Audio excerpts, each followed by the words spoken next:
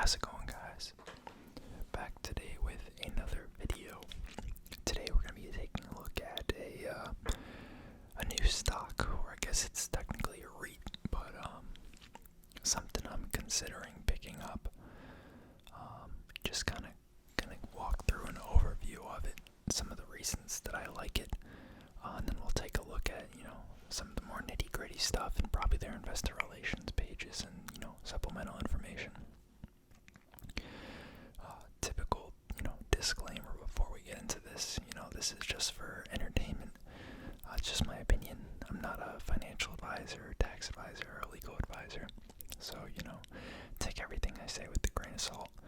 Do your own research and consult a professional before investing. Thank you. Now, this REIT is East Group Properties Incorporated. Now, I may or may not end up picking this up in the public dividend account. If I do end up buying it, it's kind of similar to Reno Realty, which I do already have in that account. So I don't know if it'd be like a little redundant, and if that might be kind of unnecessary. It would add diversification in that respect, but I don't know if I need two holdings of the same type in there. It's not, it's not a crazy big account. I think there's only like 8 or 9 holdings, maybe 10. But outside of it, just in like my personal holdings, I kind of like to diversify. So, even if I have multiple holdings within logistics, which I already do technically, like logistical and like industrial properties, I already own Prologis, BLD, and Reno Realty, which is TRNO. So this would be a third, but this is smaller than Prologis by a long shot, and I don't think Reno Realty is that much bigger, if at all. It's the same size. Yeah, it's actually slightly smaller. But this is East Group Properties.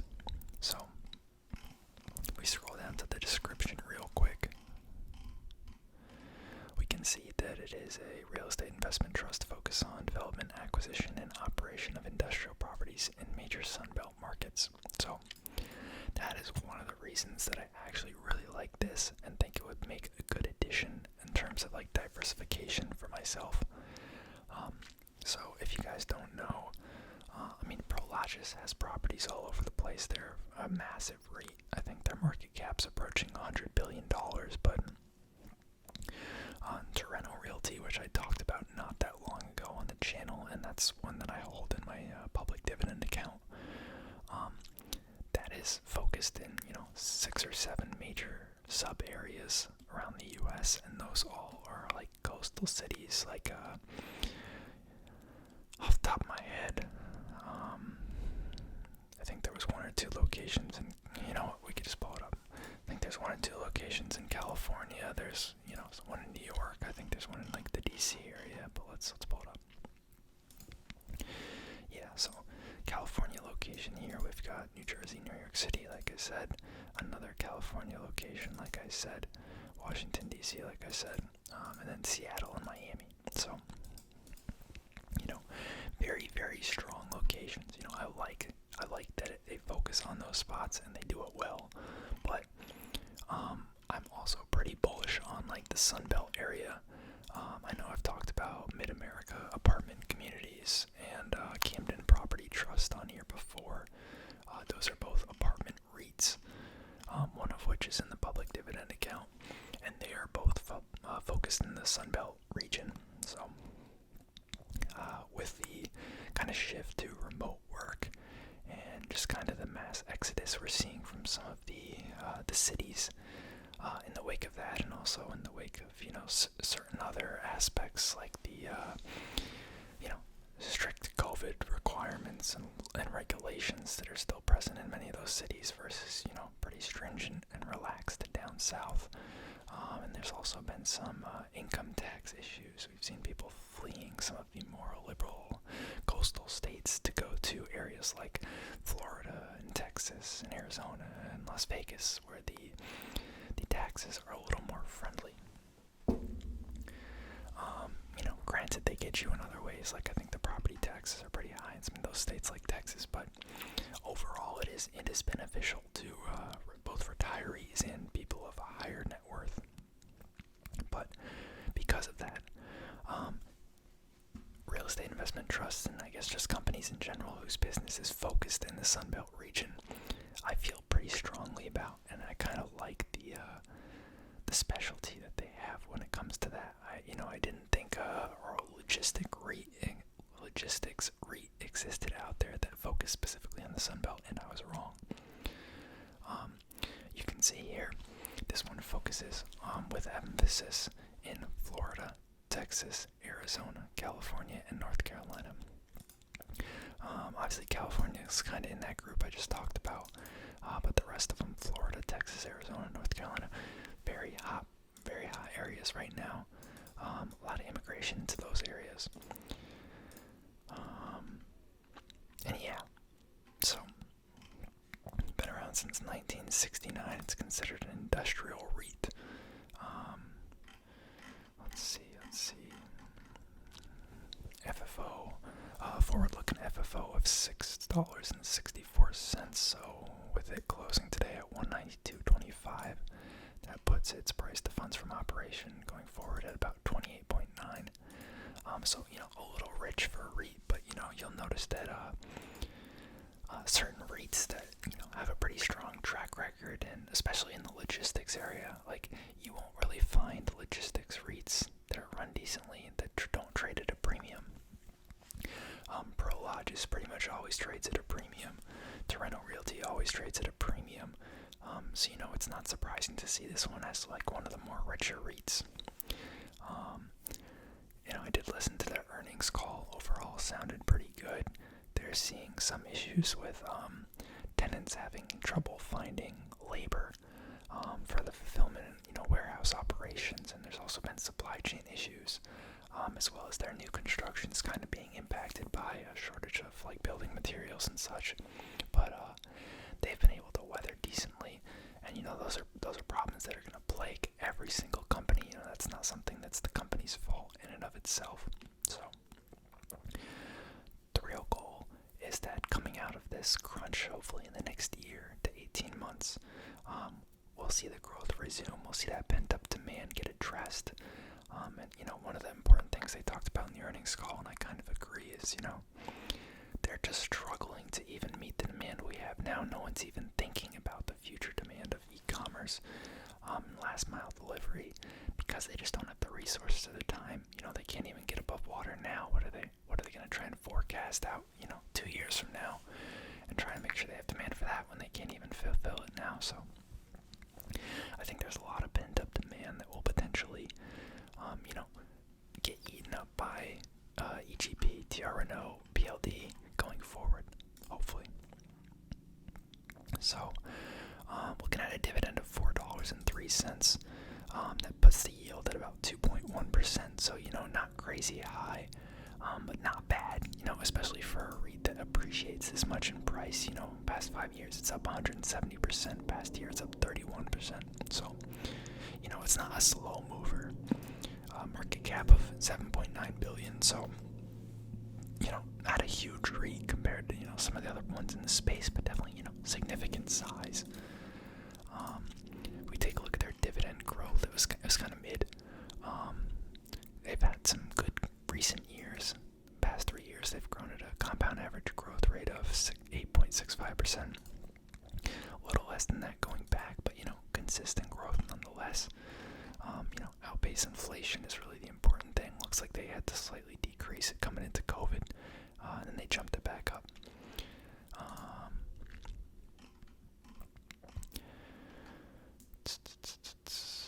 I'm surprised. I guess the yield used to be much higher, but I guess kind of the trend that I mentioned with industrial REITs, especially logistic REITs, trading richer, kind of eats away at the yield because the share price gets bid up.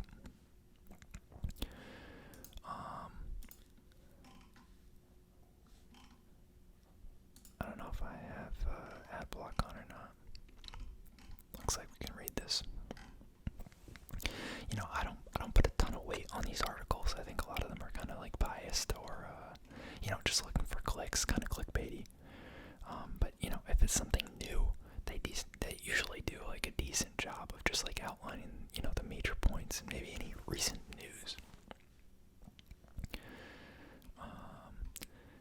was mentioning supply of new warehouse space not keeping up with demand. He claims this is the best industrial REIT to gain exposure to the sector. I think that's definitely up for debate, but this is probably in contention.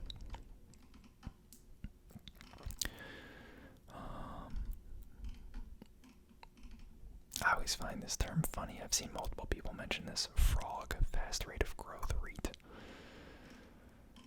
You can see this is pulled directly from their investor relations. This isn't something he made, so we'll see a crisper version of it later when we look at their investor relations. But pretty much all their properties focused in the Sunbelt region. Pretty neat to see if that's what we want. In urban areas, in major Sunbelt markets, in supply-constrained submarkets.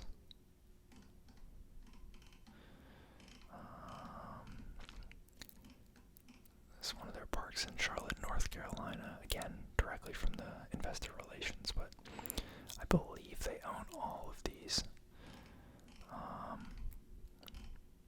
This is the immigration pattern, so that, this is actually a neat chart. This is something that they made, I guess. This shows the immigration pattern, so the states in red are the ones that had net exfills, and the ones in green are the ones that had net infills.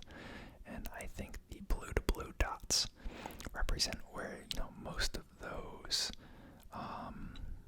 immigrants move to, or emigrants, I don't know what the correct term is.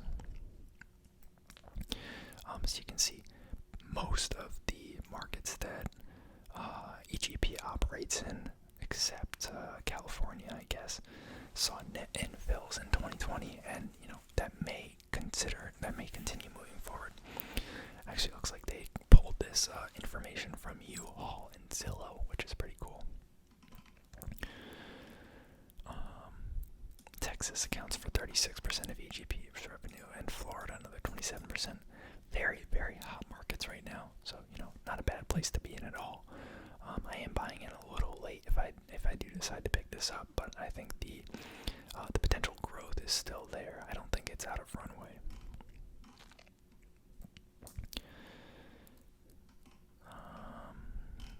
We'll touch on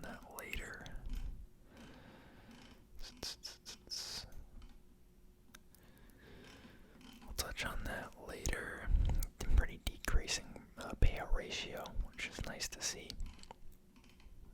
Means their dividend is definitely sustainable, but that's not shocking considering that the yield is only 2.1%. Let's hop over here.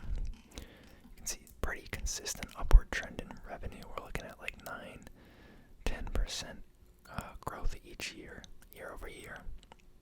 Picked up in recent years here, but recent quarters here, but that's probably not sustainable. But looks like 6 to 10% is about average, and they've been doing that since 2012. Of course, we see the shares outstanding increasing, but only 3 to 5%. So revenue is outpacing that. Asset growth hopefully outpacing that as well. Yep, 5 to 15% probably looks like quarter to quarter. $3 billion in assets. We're looking at $1.5 billion in liabilities, which is pretty low, especially for a real estate company. Most of which I imagine is long term. Yeah, 1.3. Wow, so they have almost no current liabilities. Very neat, very neat. Take a look at their margins. We're looking at high 20s to low 30s. So pretty solid. Kind of ate dirt back in 2010, 2011, but they've been improving ever since. Hasn't really dipped that low in a while. And then if we hop over to their website, so go to their properties tab, you can see all the call outs here of their properties.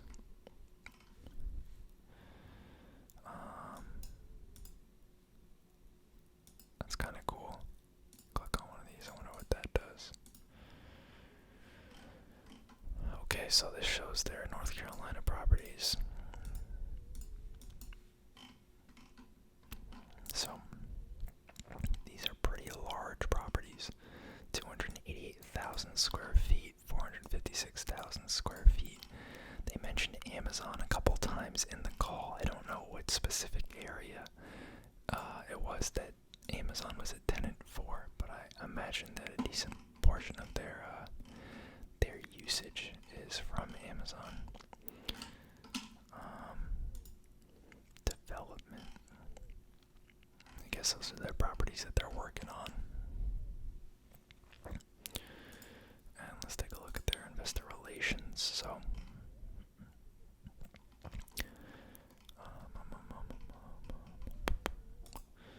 latest presentation. Let's pop this open.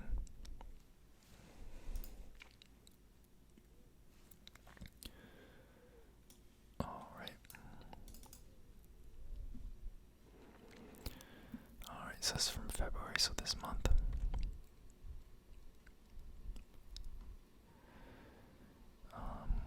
We already saw that. So this is the map that they pulled on Seeking Alpha. You can see corporate headquarters in I'm blanking on what state that is. Mississippi. Yeah, Mississippi. It's been a while. It's late. I'm sorry. Got some regional offices in Texas, California, Atlanta. Properties in all of the dark green states here. So, if you remember the U-Haul and Zillow chart from earlier, pretty much all these states were green for net inflow of people, aside from California. But Texas accounts for 36% of their income. Florida 26%. California is their next biggest, but even though we're seeing an outflow of people from California, I think California is still, a hotspot and will be a hotspot. There's a lot of things to like about California. You've got the pretty large tech presence, a lot of biotech, life science out there, great weather, just pretty hot real estate market overall. Then we have Arizona, 8%, North Carolina, 6%, and 10% is other states. Total of 51.5 million square feet under ownership. A lot of multi-tenant properties, mostly in infill sites or supply-constrained submarkets. And these locations are typically used for e-commerce or last-mile delivery.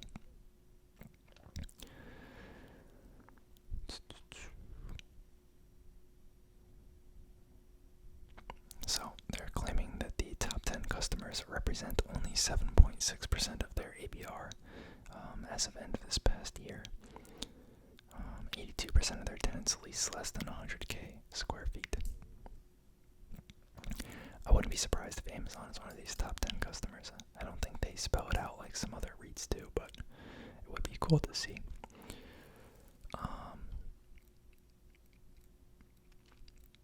Basically highlighting their, development trends. This is crazy. I was looking at this earlier.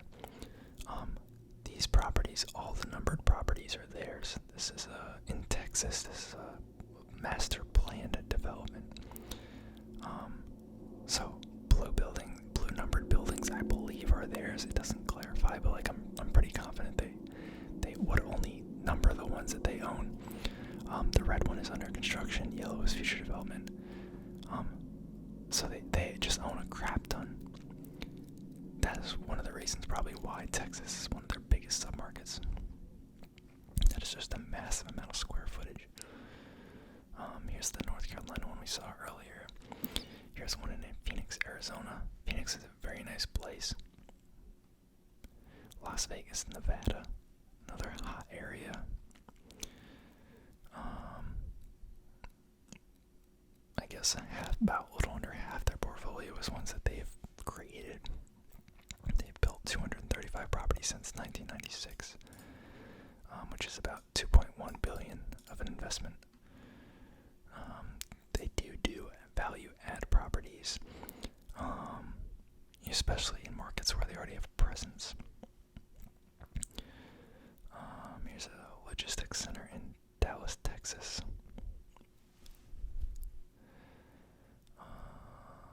Current development evaluation.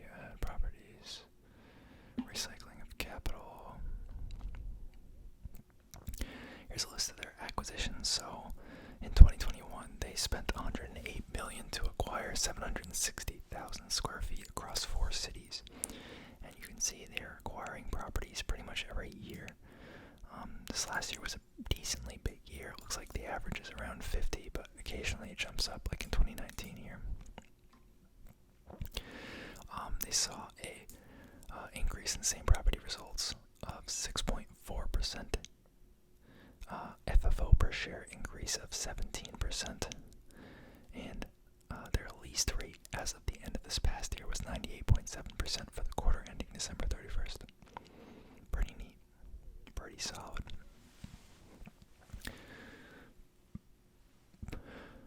You can see the fixed rate debt and variable debt mentioned earlier when we were looking at macro trends. The rest is straight equity. 168 consecutive quarterly cash dividends. I don't think they are all increases. I don't think they've grown there. Yeah, right here. They've grown at 26 of the past 29 years, but they're not on perfect record, but that's still incredibly good, especially for a real estate company that's been through 08 and COVID. Another chart that they showed earlier in the Seeking Alpha article, you can see the payout ratio is trending lower. That implies sustainability of the dividend, room to raise it. They actually just raised it a month or two ago, I believe. And just, overall ability to absorb any potential hiccups or, speed bumps if the market decides to crap itself, or if there's potential issues, natural disasters, anything like that. There's room to not cut the dividend. Compound annual total return over the past 20 years has been 17%. 15 years has been 14.4%. 10 years has been 21.8%. 5 years, 28.6%. 3 years, 38.6%. And 1 year, 68.4%. So, double-digit compound growth for the past 20 years is just insane. Obviously, no guarantee it's going to continue, but it's good to see the upward momentum.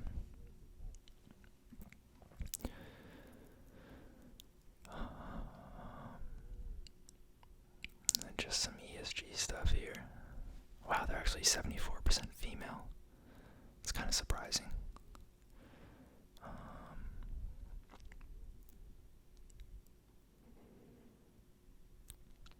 Calling out some of the sustainability features as it relates to ESG, LED lighting, motion lighting, Energy Star, HVAC, recycling, rooftop solar panels, etc. Yeah. So yeah, let me know what you guys think. I like it a lot. I don't think it's, anything crazy unique compared to like a Prologis or Torrento, but I do like that it's focused in the Sunbelt. It also makes it, slightly more growth oriented, being so small. Like Torrento, I think, something like this is probably more likely to see outsized growth versus, Prologis, just because of, economies of scale. It's kind of hard to grow at the same rate once you get larger. Buffett said that many times. But yeah, let me know what you guys think. Hope you guys enjoyed the video, and I'll see you guys next time.